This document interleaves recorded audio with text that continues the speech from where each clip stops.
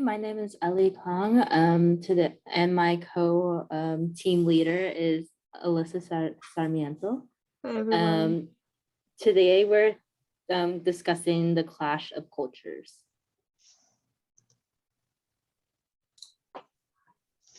So just some background information.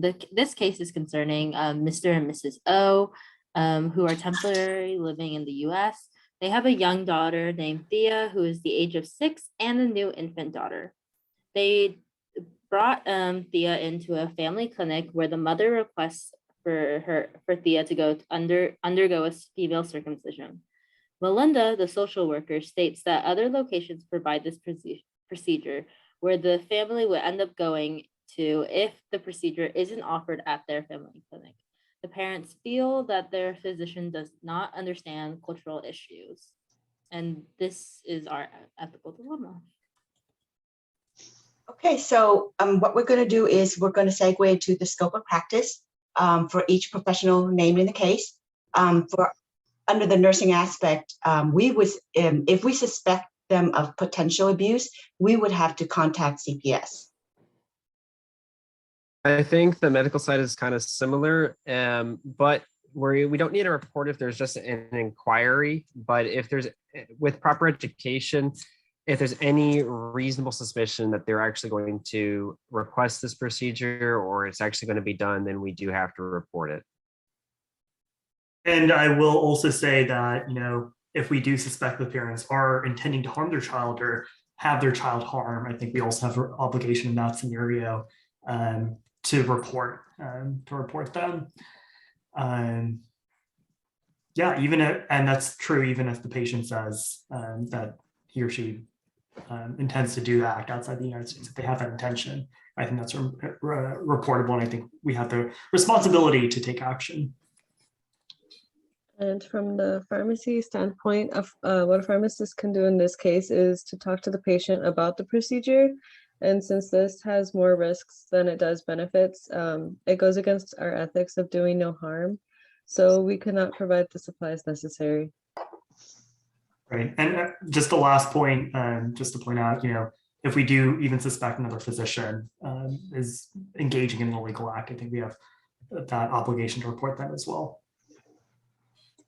Okay, so moving on to second point, personal feelings aside, what role does an interprofessional team have in engaging the parents? On the nursing perspective, we can just refuse a procedure. We don't have to say it's illegal or say anything that may construe as a threat. We can't, as doctors, tell them what they can and can't do outside the United States, but while they're here, we can definitely refuse this type of treatment. It is illegal. I will also say, from the medical perspective, there is a requirement to refer them to another provider, but that only applies if it's a medically necessary procedure. In this case, it's actually not a medically necessary procedure. We don't have to refer them. It's, I guess, like their own obligation to find another provider who would be able to or be willing to do it. Yeah. On the pharmacy aspect, we cannot provide any supplies necessities, but we can report to the local communities and the social workers. So talking about the appropriate action, if we do believe this child will be harmed in the future, even after providing reasonable education to the parents and they still want to move forward with this female circumcision, we can't just urge the social worker to report to CPS.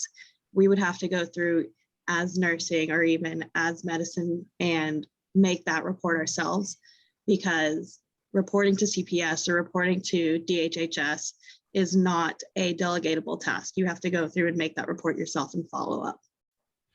So when talking about terms such as female circumcision, modified female genital mutilation, and female genital cutting, it can stir up a lot of emotions for people. I know for me, when you talk about genital mutilation or cutting, it sounds incredibly barbaric. I feel very uncomfortable with it for a child, but for me as an adult, it wouldn't bother me as much. I feel like they should have some right to say over what they do and do not want for their body.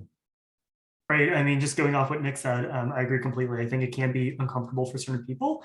I think it can also be very confusing or and misleading.